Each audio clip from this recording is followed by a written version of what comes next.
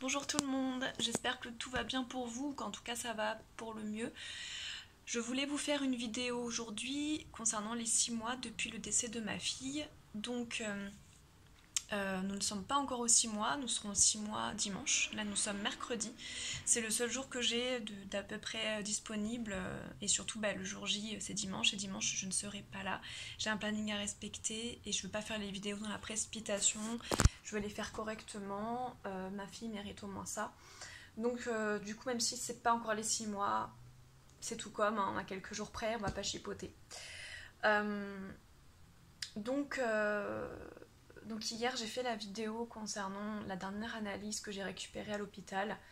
Ce que j'ai oublié de vous dire dans la vidéo, c'est que la nuit d'avant, donc la nuit, quelques heures avant que je fasse la vidéo, j'ai rêvé que je faisais un test de grossesse et que je m'apprêtais à l'annoncer à mon mari.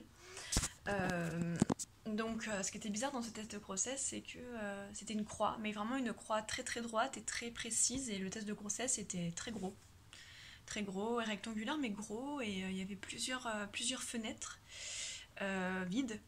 Genre 3 ou 4, je ne sais plus trop, parce que bon, un rêve, on s'en rappelle jamais exactement, à part exception. Et du coup, c'était, voilà, il y avait un espèce de gros rond avec une grosse croix dedans. Voilà, donc j'étais trop heureuse, je m'apprêtais à le dire à mon mari, et après je me rappelle plus trop ce qui s'est passé à la fin du rêve, et puis je me suis réveillée. Voilà. C'est souvent les rêves de fin de nuit dont on se rappelle le plus, souvent les rêves qu'on fait quand on se rendort, le matin, et c'était le cas. Donc voilà, juste voilà, je voulais vous en faire part parce que je trouvais que c'était un bon pas vers une guérison, vers un mieux-être vers un avenir à commencer à réfléchir et à méditer, etc. Voilà, donc voilà, donc du coup 6 mois sans ma fille, voilà, déjà une demi-année, ça commence à faire, voilà, je me dis, mais le temps passe à une vitesse, même si, comme je vous disais déjà dans une ancienne vidéo, j'ai l'impression que ça fait très très longtemps que j'étais enceinte et que Orla nous a quittés, j'ai l'impression que ça fait vraiment très très longtemps. Le fait de se dire 6 mois, c'est un peu symbolique parce que voilà, c'est une demi-année, c'est complètement psychologique, hein, voilà, mais quand même c'est une demi-année, donc ça commence à faire. Ça m'éloigne de plus en plus du contact que j'avais avec elle, du fait qu'elle était dans mon ventre, du fait que j'ai pu la toucher, que j'ai pu l'embrasser. Ça m'éloigne d'elle encore plus, et autant les 3 mois, 4 mois, 5 mois, je les ai très très mal vécus parce que justement j'avais cette image-là de me dire voilà, le temps me sépare complètement d'elle. En fait, ça me sépare d'elle au niveau physique uniquement. C'était son corps, elle était dans mon ventre, etc. Mais au final, le plus grave, c'est qu'elle ne soit pas présente elle-même, en fait. Et déjà, avant que je sois enceinte, elle n'était pas présente près de moi. Ou alors, je ne le savais pas.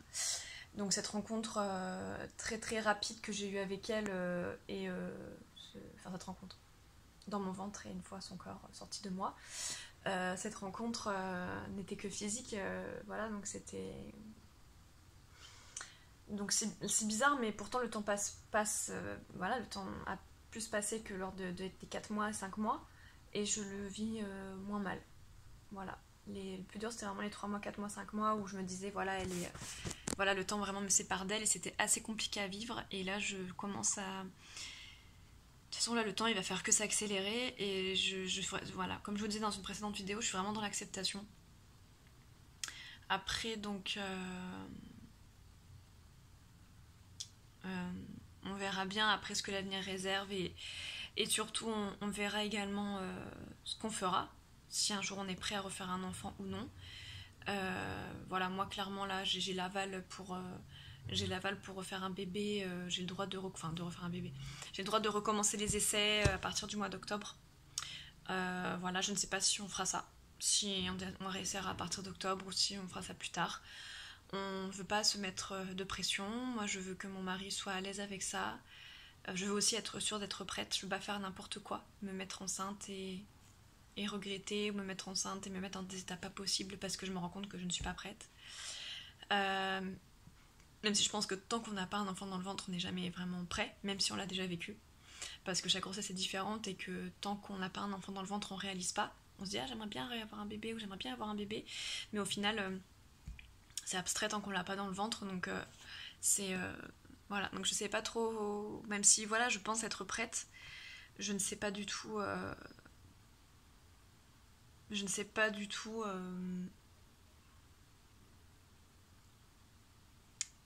on verra mon état d'esprit au mois d'octobre, je ne sais pas du tout ce qu'il en sera. En tout cas, donc c'est déjà très très positif, comme je vous disais dans ma vidéo d'avant, c'est que donc je cicatrise beaucoup plus vite que la normale. Ma cicatrice devrait être plus épaisse au niveau de l'utérus et elle est très très fine, donc le gynécologue était assez surpris.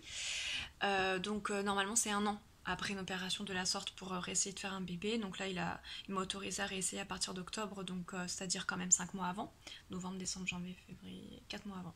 Il m'autorise à réessayer. Ouais, 4 à 5 mois avant. Donc c'est quand même très positif. Ça veut bien dire que voilà, le corps est quand même assez impressionnant.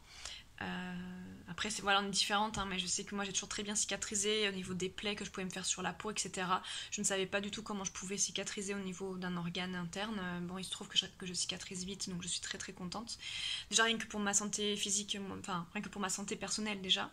Et puis aussi de me dire que c'est aussi rassurant de se dire que du coup il y a de grandes chances que j'arrive à porter un enfant sans faire de rupture utérine. Après c'est sûr que plus on attend, mieux c'est pour éviter les ruptures utérines, hein, c'est surtout après une opération de la sorte. Mais voilà, c'est pour ça aussi que je me dis que octobre, même si lui me donne son aval, en fonction de si on est prêt et de si voilà, on veut être sûr de mettre toutes les chances de notre côté, d'attendre encore quelques mois, pour être sûr qu'au niveau santé et au niveau du bébé ça se passe bien, on fera peut-être ça plus tard, on ne sait pas.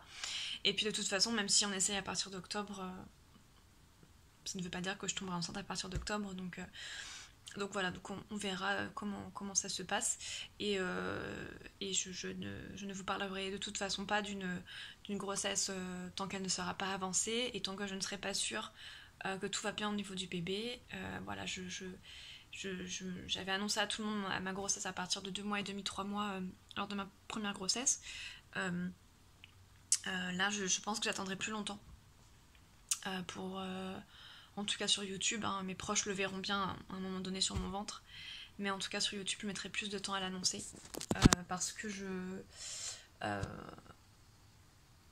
considère que voilà que je ne vais pas annoncer quelque chose de prématuré et surtout si voilà s'il y a quoi que ce soit, voilà, j'en parlerai pas tant que je ne serai pas sûre à 100%.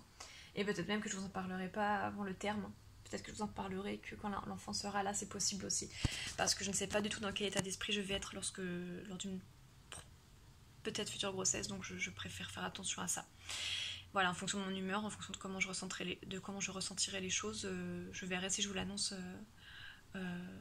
voilà, pendant une grossesse avancée ou à la fin, une fois que j'aurai mon enfant. Donc on a toujours laissé la chambre en état. On a parlé d'éventuellement peut-être changer des choses d'ici quelques semaines, mais on en a juste parlé. On n'a pas dit qu'on allait le faire. On a pas mal vu de monde ces derniers temps. On a une amie qui est arrivée du Pays Basque. On a également vu ma meilleure amie d'enfance dans les Alpes. On est rentré dimanche. C'était très très bien. Ça nous a fait beaucoup de bien. Et justement, le fait de parler d'Orlan avec d'autres personnes, de ne pas être que tous les deux, d'en parler avec du recul et face à des personnes qui l'ont pas vécu comme nous et qui n'étaient pas là, nous ont permis aussi de pouvoir parler au travers d'eux.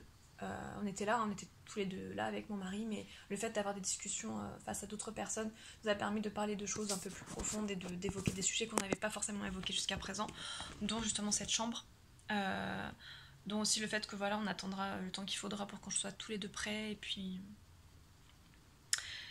bien sûr les analyses, reste là de l'analyse qui moi me perturbe énormément, analyse du placenta dont je vous ai parlé dans ma vidéo précédente, qui perturbe un peu moins mon mari parce que pour lui ça ne change pas grand chose, et puis je pense qu'il veut pas s'amener des soucis supplémentaires, mais du coup ça nous a permis d'en parler aussi, donc ça c'était cool aussi.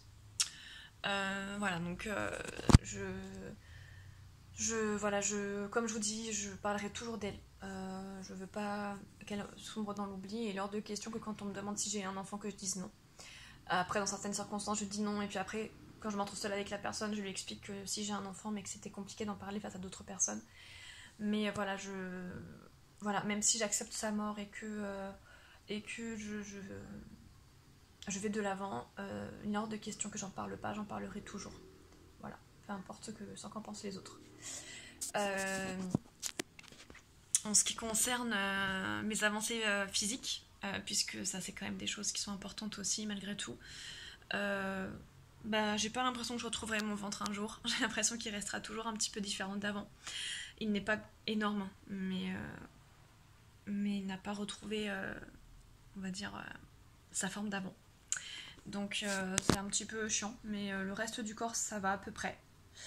Voilà, les jambes sont pas non plus exactement comme avant, les bras non plus, mais c'est pas grand chose, ce sont des petits détails. C'est vraiment le ventre, moi, qui me gêne plus qu'autre chose, parce que c'est vrai que j'aimerais vraiment beaucoup retrouver ma ligne d'avant, surtout avant d'entamer une prochaine grossesse, parce que on se remet plus facilement si on a à la base déjà un corps fin. Et puis même psychologiquement, ça m'aide à avancer, de voir mon corps changer, de me sentir bien dans mon corps. Ça me permet, voilà, quand les stigmates d'une grossesse s'en vont, ça permet aussi de moins souffrir par rapport à la mort de son enfant. Voilà, donc je pense avoir fait le tour par rapport aux 6 mois. Voilà, je pense toujours beaucoup à elle, hein, ça c'est une évidence, hein, tout le temps. Voilà, c'est pareil, il y a autant de fréquences où je pense à elle, de moments dans la journée où je pense à elle, et je pense que ce sera comme ça toute ma vie. Et voilà, après, avant, voilà, je parlais surtout du bonheur d'avoir un futur enfant, et maintenant, je suis aussi dans le fait de me dire que j'espère que j'aurai pas l'impression de la trahir. Si j'ai un jour un futur enfant, je veux pas me dire, voilà, bon bah tu l'as remplacé, c'est bien. Tu as même si je sais que je la remplacerai pas. Hein. Pour moi, ce sera pas Orlan que je remplacerai, mais du fait d'avoir un nouveau bébé, enfin d'avoir un autre bébé dans les bras, j'ai pas envie de penser ça, de culpabiliser, d'avoir l'impression de la trahir. J'espère que j'arriverai à pas me sentir mal par rapport à ça. Voilà, et je sais que ma grossesse soulèvera de nouveaux moments de souffrance, parce que forcément ça me fera penser à mon ancienne grossesse, ça me refera penser au décès d'Orlan, donc ça va être compliqué. Mais je sais qu'il faut que je le fasse, et même si ce sera très difficile, je me donnerai tous les moyens pour le vivre au mieux et ne pas transmettre ce stress à un éventuel futur bébé. Voilà. Je pense avoir fait le tour de tout ça, et je vous fais des bisous et je vous dis à bientôt pour une future vidéo.